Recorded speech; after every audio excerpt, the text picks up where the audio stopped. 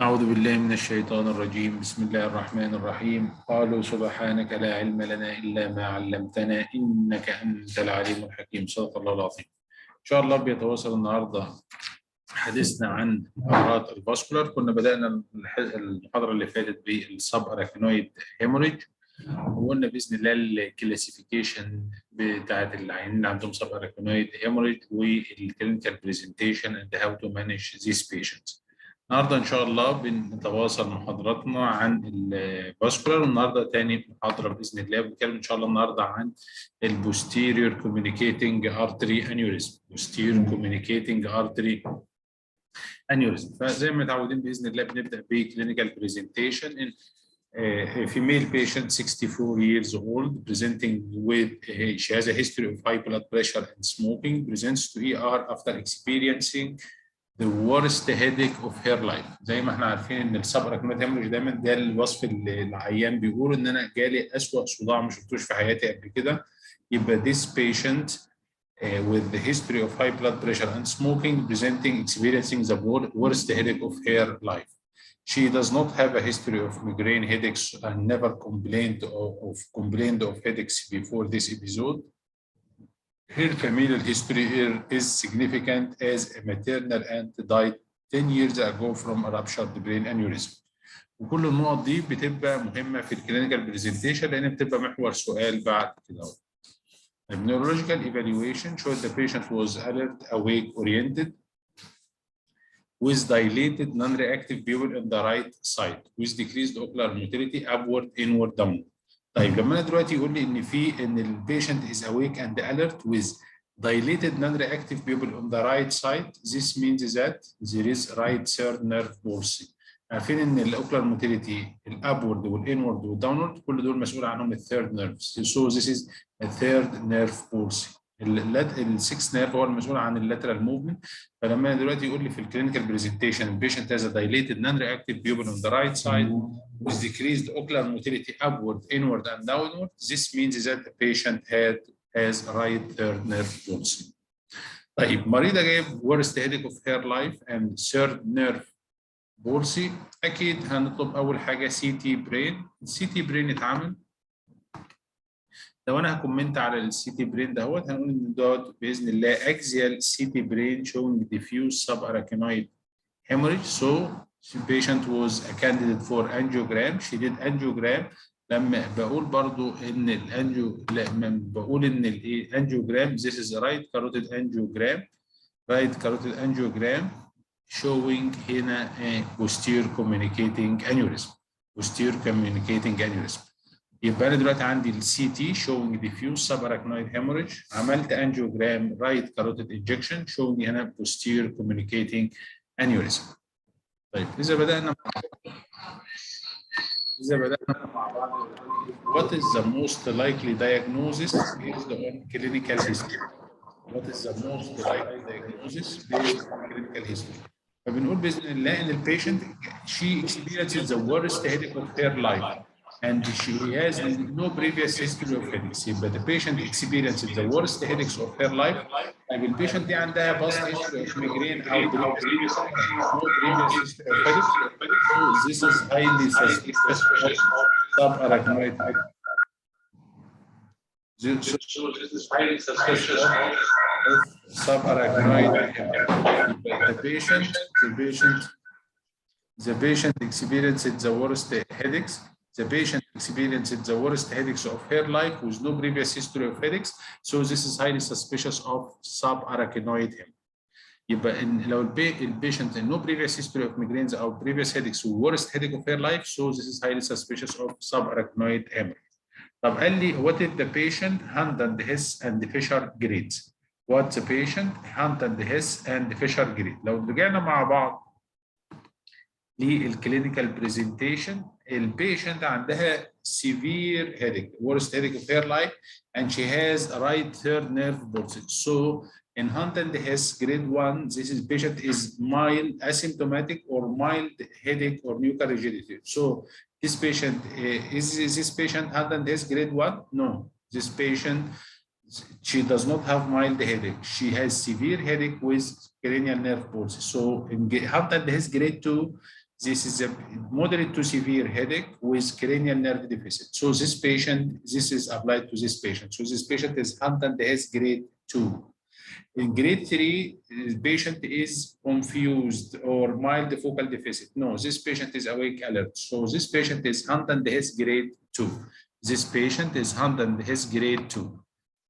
So this patient is Huntington disease grade 2. So as regarding Fisher grade is a grading of subarachnoid hemorrhage. We have grade 0, 1, 2, 3, 4. Grade 0, no subarachnoid hemorrhage. Grade 1, thin subarachnoid hemorrhage, either local or diffuse without intraventricular hemorrhage. Grade 2 is thin subarachnoid hemorrhage, either local or diffuse with intraventricular hemorrhage. This can apply to this patient? No, this patient has thick subarachnoid hemorrhage. So thick subarachnoid hemorrhage, either local or diffuse without intraventricular hemorrhage, yes, this is applied to this case. This Fisher grade 3. Thick subarachnoid hemorrhage with intraventricular hemorrhage, this is grade 4. So this patient is grade 3 Fisher grade. Fisher grading is important to detect the risk of developing vasospasm. The higher the grade, the more thick the subarachnoid hemorrhage, the greater the percentage or the greater the chances that the patient will develop vasospasm. So this patient has thick subarachnoid hemorrhage without intraventricular hemorrhage. So this patient is Fisher grade 3. So this patient has a Huntington disease grade 2. He has severe headache and right nerve palsy. Fisher grade 3 with thick subarachnoid hemorrhage without intraventricular hemorrhage. So this patient now, it is obviously that she has become aneurysm. So what is the risk factors of subarachnoid hemorrhage in this patient? There is a number of risk factors in this patient, including number 1, she is a female. Females has higher risk of subarachnoid hemorrhage. She has a history of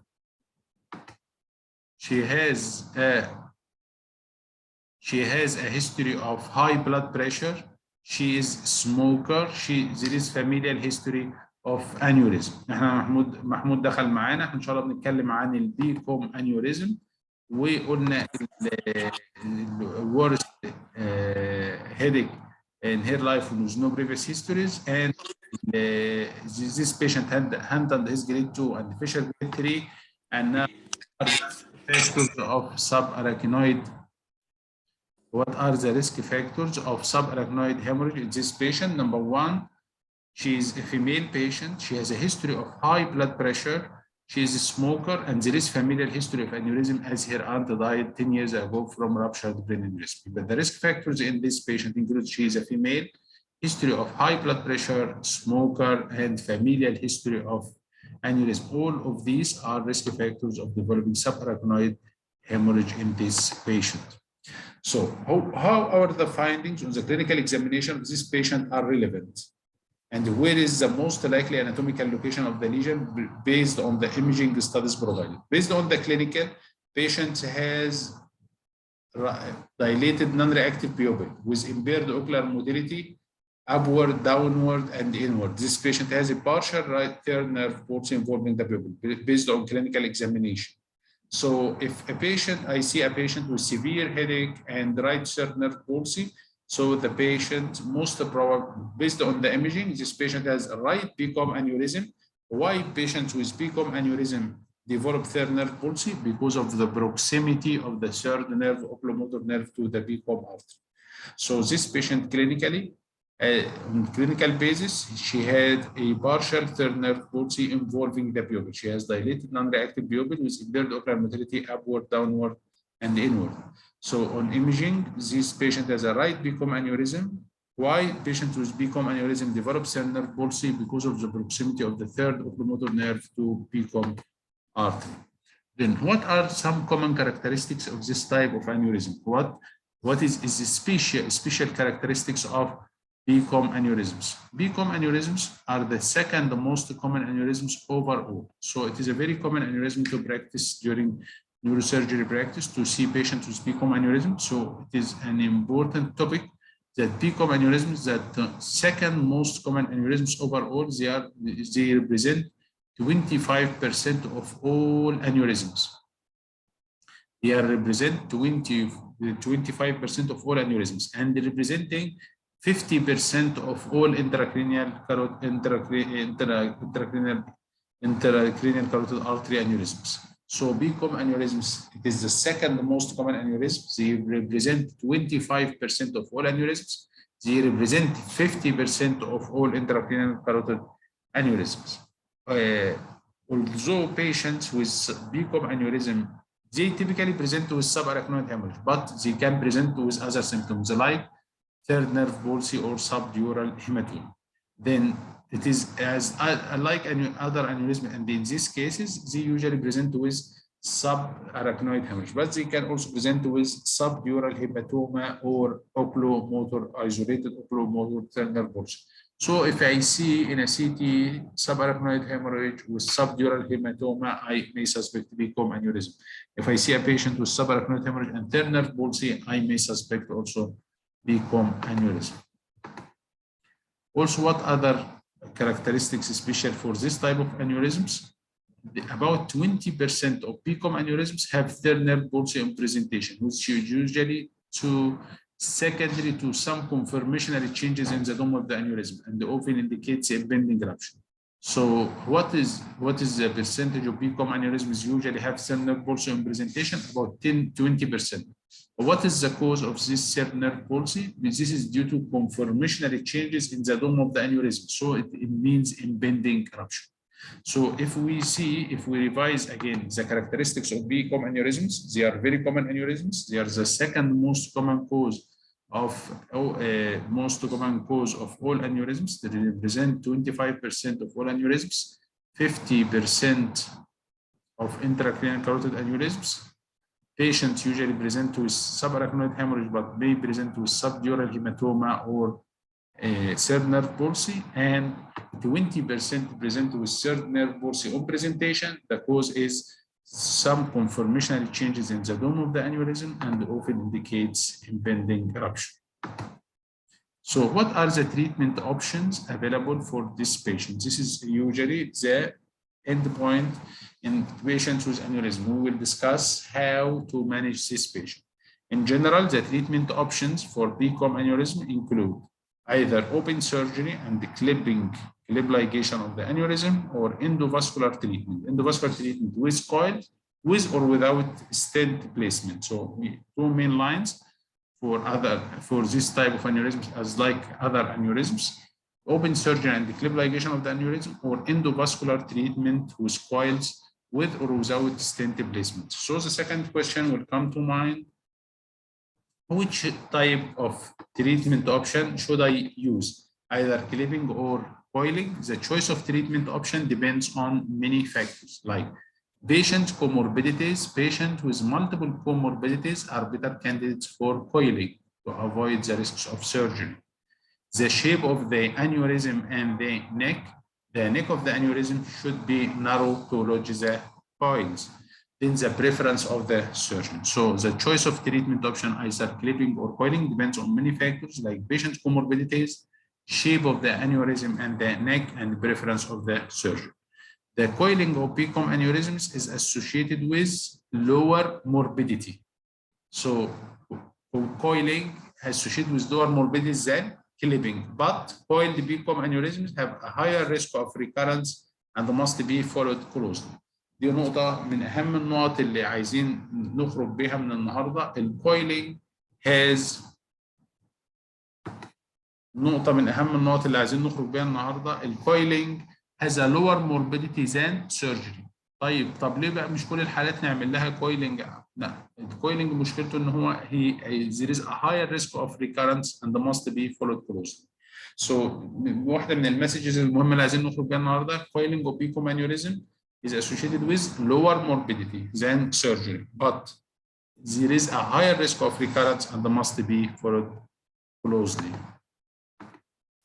So if we have a fetal posterior communicating artery, surgical clipping is preferred in this case. Surgical clipping is favored in BCOM aneurysm associated with a fetal posterior communicating artery. What is the definition of fetal posterior communicating artery? Fetal posterior communicating artery, it is defined as a BCOM artery has the same caliber as the P2, segment of posterior cerebral artery associated with atrophic B1 segment. So if the BCOM has the same diameter, same caliber as B2 segment of posterior cerebral artery and the B1 is atrophic, this one is called fetal posterior communicating artery. In fetal posterior communicating artery, which should we do? Clipping or coiling? Clipping, to avoid compromising of such artery if coils are used. So surgical, so this fetal posterior communicating are the primary supplies to the posterior cerebral artery. So I should preserve this artery. In these cases, surgical clipping is preferred over coiling to avoid compromise of this important artery as it is the primary supply of posterior cerebral artery. نقطة تانية مهمة in posterior communicating artery aneurysms as regarding the functional third nerve recovery. This patient has third nerve pulses. So the patient will ask and we should explain to him what is expected as regarding the third nerve recovery after surgery or coiling. So post-surgical clipping and the embolization or coiling are safe and effective methods in functional third nerve recovery. Clipping has a higher chance of third nerve recovery after surgery than coiling, but still coiling is an important option in elderly patients or patients with significant comorbidities. So treatment option in this. So the factors associated with higher likelihood of recovery of the third nerve after what option of treatment is used is earlier time to treatment if there is partial third nerve deficit and the presence of subarachnoid hemorrhage. So if the patient is treated early, this means a higher chance of recovery of third nerve.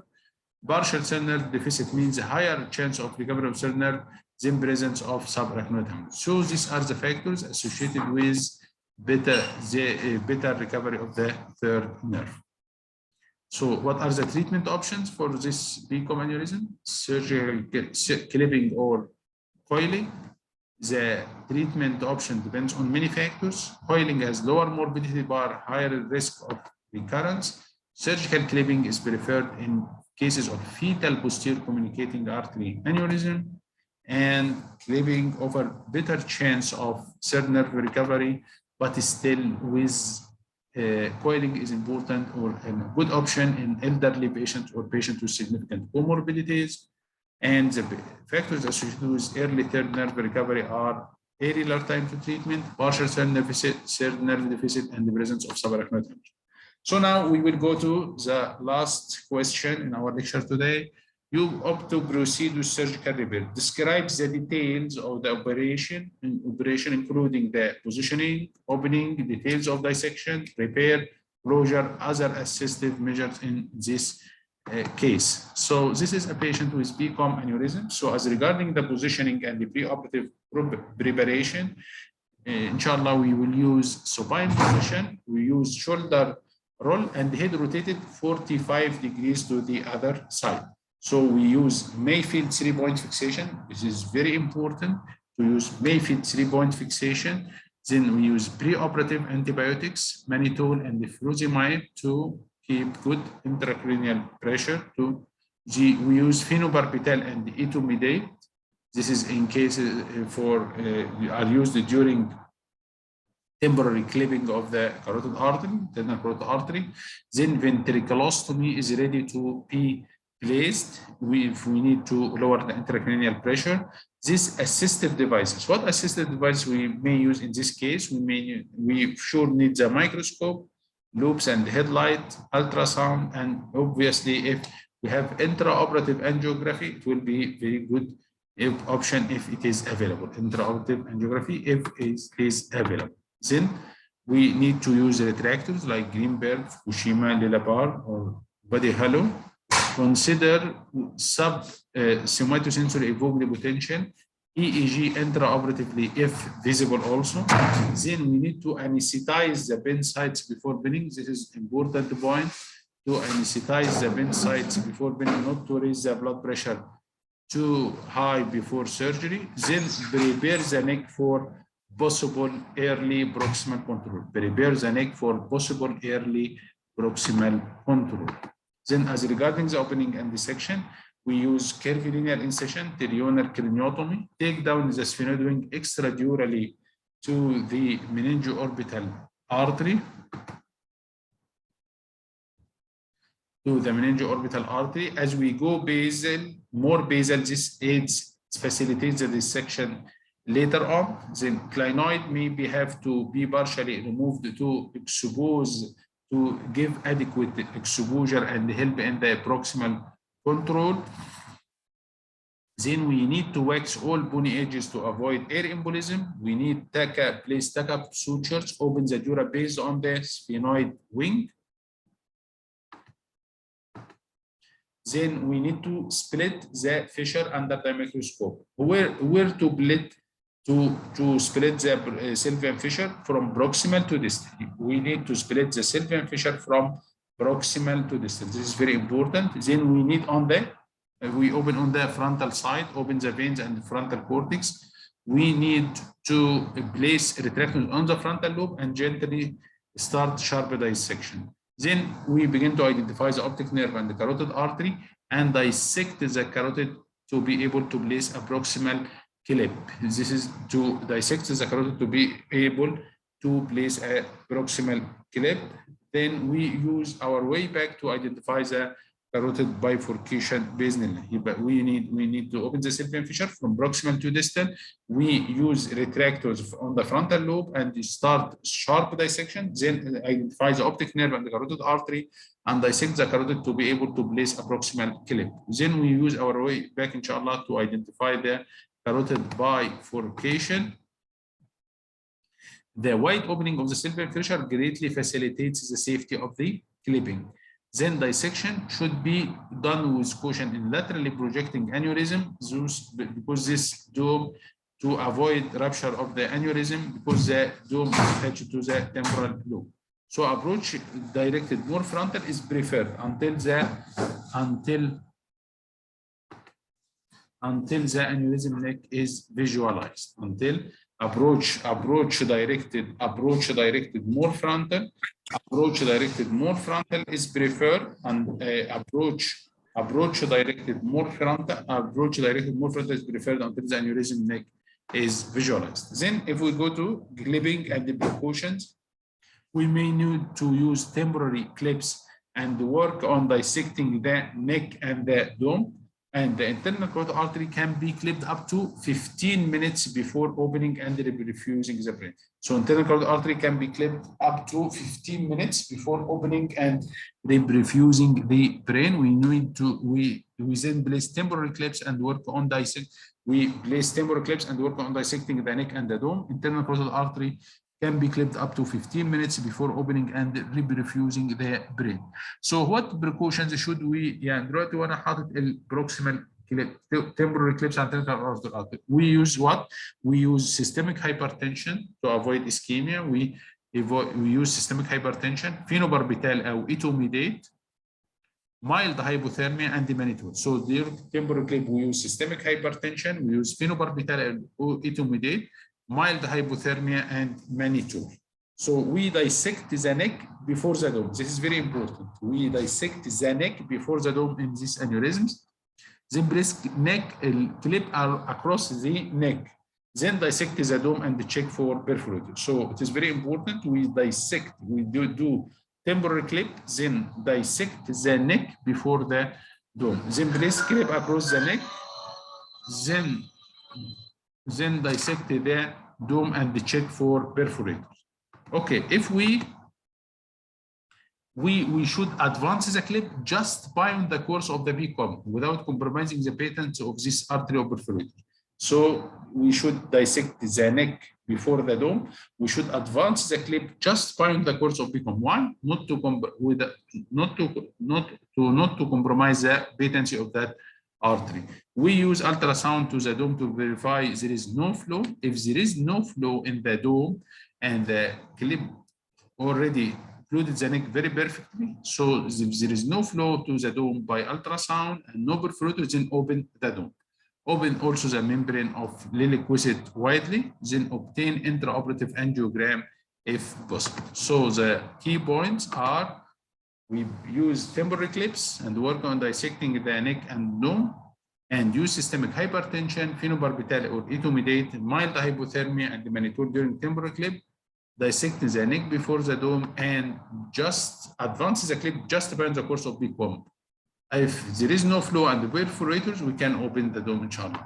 Then at last, closure, close and transfer the patient to ICU, obtain immediate post-operative CT scan and angiogram, as well as neurological examination. Patient should be transferred to the ICU, obtain immediate post-operative CT scan and angiogram, as well as neurological examination. بكده ان شاء الله تكون انتهت محاضرتنا اليوم عن posterior communicating aneurysm. نتمنى ان يكون ربنا سبحانه وتعالى وفقنا في توصيل معلومه عن posterior communicating aneurysm. نلقاكم دوما على خير، والسلام عليكم ورحمه الله وبركاته.